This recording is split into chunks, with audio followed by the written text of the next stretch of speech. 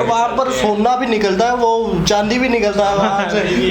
इसलिए मेरे ख्याल चाइना की नजर है अरुणाचल प्रदेश। लेकिन भाई इंडिया नहीं देने वाला अरुणाचल प्रदेश तो लाइक जिस तरह से जन्नत है इंडिया में। देखें अरुणाचल प्रदेश हो गया, इधर आसाम में गुवाहाटी हो गया और मेघालय वगैरह, ये ऐसी प्लेसेस हैं इंडिया की जो वाकई जबरदस्त हैं। और लोग हाँ मैं तो कहता हूँ ये फिनलैंड है। फिनलैंड आपको पता होगा, फिनलैंड में बर्फबारी बहुत ज्यादा होती है।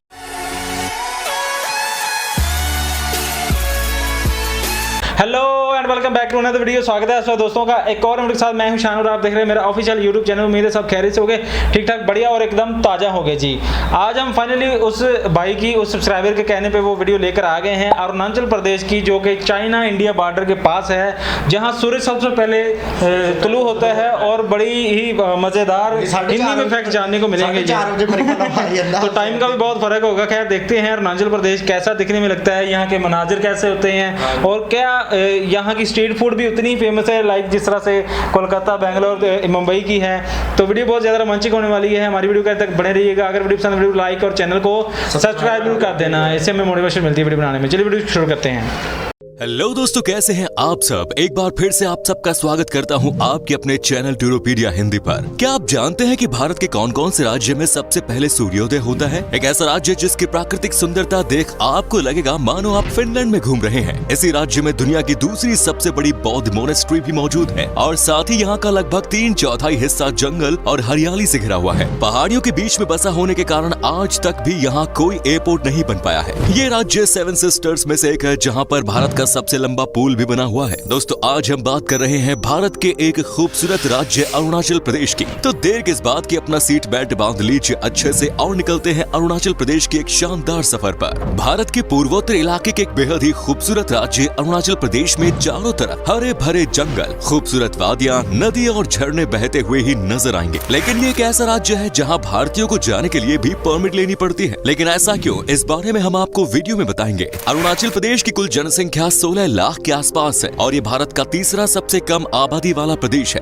ये देश का सबसे कम डेंसिटी वाला राज्य भी है। यहाँ प्रति वर्ग किलोमीटर एरिया में औसतन सिर्फ 17 लोग ही रहते हैं और अरुणाचल प्रदेश में कुल 18 जिले आते हैं। साथ ही आपको बता दें कि ये प्रदेश देश की अर्थव्यवस्था में भी प्रमुख योगदान प्रदान करता है। अरुणाचल प्रदेश की GDP $4.5 बिलियन के आसपास है। अरुणाचल प्रदेश की राजधानी और सबसे प्रमुख शहर है ईटानगर। इसे मिनी इंडिया के नाम से भी जाना जाता है क्योंकि भारत के लगभग सभी राज्यों के लोग ईटानगर में देखने को मिलते हैं। ईटानगर का नाम यहाँ पर मौजूद ईटा किला के नाम पर रखा गया है। ईटा किला एक प्रसिद्ध ऐतिहासिक स्मारक है जिसे देखने सालाना पर्यटकों की भीड़ लगी रहती है। अरुणाचल प्रदेश को लैंड ऑफ डॉन भी कहा जाता है, यानी उगते सूर्य की धरती। आपको शायद ही पता होगा कि भारत में सबसे पहले सूर्योदय अरुणाचल प्रदेश में ही होता है। सूरज की पहली किरण यहाँ सुबह 4:30 बजे गिरती है। आपको बता दें कि गुजरात और अरुणाचल प्रदेश के बीच सूर्य निकलने का अंतर 2 घंटे का है। कई बार अरुणाचल प्रदेश द्वारा एक अलग टाइम जोन की मांग भी की जा चुकी है क्योंकि अलग टाइम जोन से पूरे राज्य की कार्य प्रणाली में बदलाव आएगा और लोग सुबह जल्दी काम पर जा सकेंगे। अरुणाचल प्रदेश आज के समय में भारत के पूर्वोत्तर में 7 बहनों में से एक प्रमुख राज्य है। लेकिन एक समय ऐसा भी था जब अरुणाचल प्रदेश नाम का कोई राज्य भारत में नहीं था। आजादी के कई साल बाद तक भी अरुणाचल प्रदेश को देश में NEFA यानी नॉर्थ ईस्ट फ्रंटियर एजेंसी के नाम से जाना जाता था। सन 1972 में अरुणाचल प्रदेश को एक केंद्र शासित प्रदेश का दर्जा दिया गया और ये नाम बीभा बासु दास जी द्वारा रखा गया क्योंकि अरुणाचल प्रदेश का मतलब ही होता है उगते सूर्य की धरती। दोस्तों सर्दियों के समय अरुणाचल प्रदेश किसी जन्नत से कम नहीं लगता। यहाँ चारों तरफ बर्फ की सफेद चादर से ढकी हुई चोटियां ही नजर आती हैं, जिसकी तुलना फिनलैंड राज्य से की जाती है। आप अगर सस्ते दामों में फिनलैंड घूमने का मजा लेना चाहते हैं तो अरुणाचल प्रदेश की ट्रिप प्लान कर सकते हैं। अरुणाचल प्रदेश भारत में सबसे बड़ा अंतर्राष्ट्रीय सीमा शेयर करता है। ये 3 देश चीन, भूटान और म्यांमार के साथ कुल 1603 किलोमीटर की सीमा साझा करता है। अरुणाचल प्रदेश में देश की सबसे पुरानी बौद्ध मोनेस्ट्री है जो यहाँ के तवांग जिले में स्थित है। ये मोनेस्ट्री 400 साल से भी ज्यादा पुरानी है और दुनिया भर के बौद्ध अनुयायियों के लिए ये जगह बेहद खास है। यहाँ पर दूर दूर से लोग ध्यान के लिए आते हैं। तवांग अरुणाचल प्रदेश का बहुत ही खूबसूरत और प्राचीन पर्यटन स्थल माना जाता है, जहाँ प्रकृति के अद्भुत नजारे देखने को मिलते हैं। यहाँ की बर्फीली चोटियाँ और बर्फीली दर्राएं एक रोमांचकारी यात्रा का अनुभव कराती है। यहाँ की सुंदर झीलें और शांत झरने देखकर तो आपको जैसे ही यही बस जाने का मन करेगा। तवांग कई महत्वपूर्ण और सुंदर मठों के लिए भी जाना जाता है। याक की सवारी, पहाड़ और नदी किनारे बने खूबसूरत होटल, फूलों की घाटी, कैंपिंग, बाइक राइडिंग और ब्रिज आदि यहाँ के मुख्य आकर्षण हैं, जो पर्यटकों को लुभाते हैं। तवांग को लेकर भारत और चीन का हमेशा से ही विवाद रहा है। सन 1962 के युद्ध में चीन अरुणाचल प्रदेश के काफी अंदर तक दाखिल हो गया था। तब से लेकर आज तक चीन तवांग जिले के साथ साथ ज्यादातर अरुणाचल प्रदेश को अपना हिस्सा मानता आया है और अरुणाचल प्रदेश को अपने देश के नक्शे में भी शामिल करता है। आज भी अरुणाचल के कई जिलों में चीन की सेना बेस कैंप बनाकर बैठी हुई है। 1962 युद्ध के बाद खींची गई मैकमोहन लाइन के अनुसार अरुणाचल प्रदेश भारत का ही हिस्सा है, लेकिन चीन इस लाइन को मानने से हमेशा से ही इनकार करता आया है। अरुणाचल प्रदेश की खास बात यह है कि यहाँ पर 30 से भी ज्यादा भाषाएं बोली जाती हैं। वैसे तो यहाँ की ऑफिशियल लैंग्वेज अंग्रेजी है, इसके अलावा हिंदी, कांचो, तागिन और डाफिया जैसी भाषाएं भी बोली जाती है। 3 अलग अलग देशों के बॉर्डर से जुड़े होने के कारण अरुणाचल प्रदेश में अलग अलग राज्यों के लोग आते हैं और यहाँ की प्राकृतिक सुंदरता का जमकर लुत्फ उठाते हैं। एग्रीकल्चर अरुणाचल प्रदेश की अर्थव्यवस्था का मुख्य स्रोत है। यहाँ पर 50% से ज्यादा लोग खेती बाड़ी के काम में जुड़े हुए हैं। यहाँ पर मक्का, बाजरा, गेहूं, चावल और कपास की खेती की जाती है। अरुणाचल में की जाने वाली खास खेती को झूम खेती कहते हैं। झूम खेती सबसे प्राचीन खेती करने की परंपरा है। अरुणाचल प्रदेश भारत का एक ऐसा राज्य है जो अंग्रेजों के अधीन नहीं रहा, यानी अरुणाचल प्रदेश पर आज तक कभी कोई बाहरी ताकत राज नहीं कर पाई। इसकी वजह यहाँ चारों तरफ मौजूद ऊंचे ऊंचे पहाड़ है और जबरदस्त ठंड में बर्फीले पहाड़ों की चढ़ाई कर अरुणाचल प्रदेश पर कब्जा करना बिल्कुल भी आसान नहीं है। इस राज्य में आपको चांदी और यूरेनियम जैसे कई खनिज की खदानें भी देखने को मिलेंगी और इन प्राकृतिक संसाधनों के कारण ही चीन की नजरें अरुणाचल प्रदेश पर हमेशा ही रही है।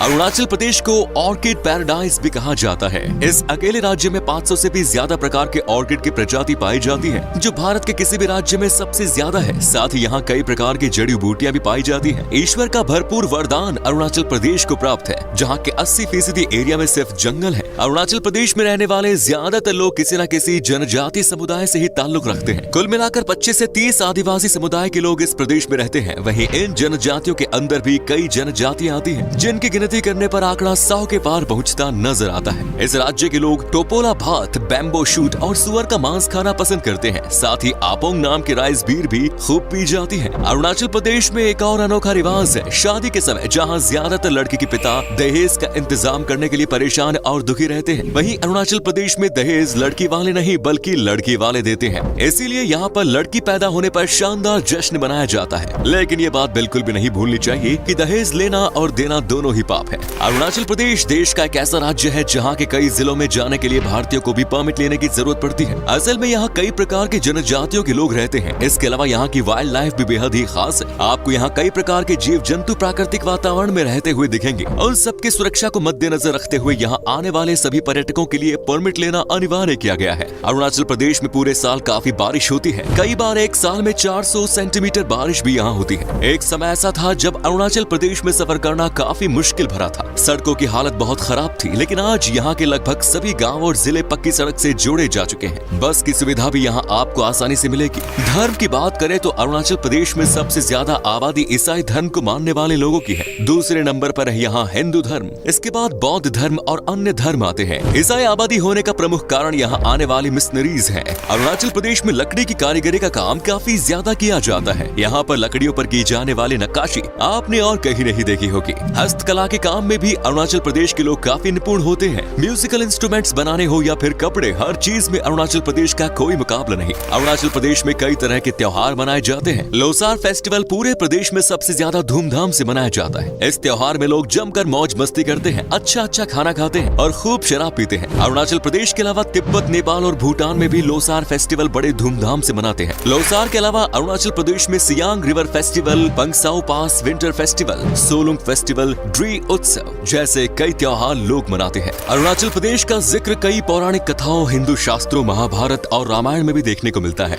इस राज्य में परशुराम कुंड और सीता कुंड जैसी पवित्र जगह है। यहाँ के सियांग जिले में स्थित मालिनिथान मंदिर एक और ऐतिहासिक और पवित्र मंदिर है। मान्यताओं के अनुसार द्वारिका नगरी जाते वक्त इस स्थान पर भगवान श्री कृष्ण और रुक्मिणी ने रुककर विश्राम किया था। इसके अलावा भी अरुणाचल प्रदेश में कई ऐसी जगह है जहाँ आप अपनी फैमिली और दोस्तों के साथ घूमने का आनंद ले सकते हैं। इसके अलावा 5600 फीट ऊंचाई जीरो वैली दुनिया की सबसे खूबसूरत जगहों में से एक है। यहाँ पहुंचकर आपको ऐसा लगेगा मानो आप साक्षात प्रकृति की गोद में लेटे हुए हो। अगर आप ट्रैकिंग का शौक रखते हैं तो अरुणाचल प्रदेश की गोरी चेन पीक की यात्रा जरूर करनी चाहिए। ये इस राज्य की सबसे ऊंची चोटी है जो समुद्र तल से 22,500 फीट की ऊंचाई ऊंचाई पर स्थित है। पासीघाट अरुणाचल प्रदेश का एक सबसे पुराना शहर है, जहाँ के झरने, झूलते हुए पुल और पहाड़ की चट्टानें इसे बहुत ही आकर्षक पर्यटन स्थल बनाती है। इसके अलावा रोइंग पामुम पारे, बोमडिला, कमलांग वन्य जीव अभ्यारण्य और महू वन्य जीव अभ्यारण्य जैसी अनेकों जगह आप घूम सकते हैं। साथ ही अरुणाचल प्रदेश में ही देश का सबसे लंबा ब्रिज भी बना हुआ है। ये ब्रिज ब्रह्मपुत्र नदी के ऊपर है,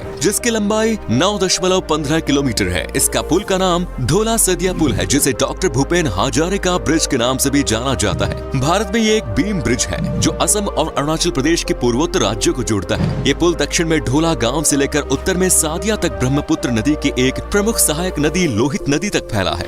ये पुल बनते ही अपने आप में आज के प्रसिद्ध टूरिस्ट डेस्टिनेशन बन गया। अगर आप प्रकृति के नजदीक रहकर कुछ पल सुकून के गुजारना चाहते हैं तो अरुणाचल प्रदेश आपके लिए एक परफेक्ट टूरिस्ट डेस्टिनेशन है। यहाँ घूमने के लिए लगभग 30,000 रुपए का खर्च आएगा। फ्लाइट से आने पर बजट 40,000 तक भी जा सकता है। लेकिन एक बार इस राज्य की सुंदरता आप देख लेंगे तो आपको अपने पूरे पैसे वसूल होते नजर आएंगे। लेकिन आपकी जानकारी के लिए बता दें कि अरुणाचल प्रदेश तक आप सीधे फ्लाइट से नहीं जा सकते, क्योंकि ये एक ऐसा राज्य है जहाँ कोई भी हवाई अड्डा मौजूद नहीं है। फ्लाइट के जरिए यहाँ तक पहुँचने के लिए आपको असम के गुवाहाटी शहर जाना पड़ेगा, जहाँ से किसी भी गाड़ी के जरिए आप अरुणाचल प्रदेश पहुँच सकते हैं। अगर आप अकेले हैं तो आपको अरुणाचल प्रदेश घूमने के लिए 7 से 8 दिन में लगभग 24,000 रुपए खर्च करने होंगे। अगर आप भी प्रकृति की खूबसूरती में खोना चाहते हैं तो छुट्टी मनाने के लिए किसी अच्छी जगह की तलाश में है तो आपको अरुणाचल प्रदेश की सैर जरूर करनी चाहिए। तो दोस्तों, ये था खूबसूरत राज्य अरुणाचल प्रदेश। बहुत बढ़िया था जी। और जिस तरह से ये क्या देख रहा हूं मैं भाई? देखिए, कुदरत है यहाँ, जहाँ पर अगर आप कुदरत को नजदीक से देखना है तो अरुणाचल प्रदेश चले जाओ। भाई सूरज 4:30 बजे निकलता है। पहाड़ हम भी आएंगे यार।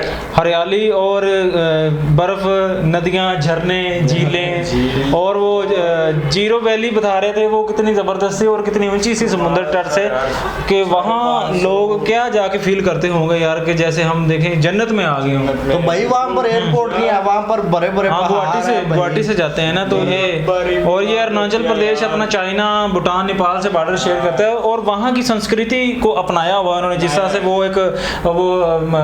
मेला, पता नहीं क्या कौन सा त्योहार था जो नेपाल और भूटान और चाइना में, यहाँ पर भी वो ऐसे मनाते हैं और अपनी संस्कृति को देखकर लेकर चलते हैं। और वहाँ पर सोना भी निकलता है, वो चांदी भी निकलता है वहाँ से।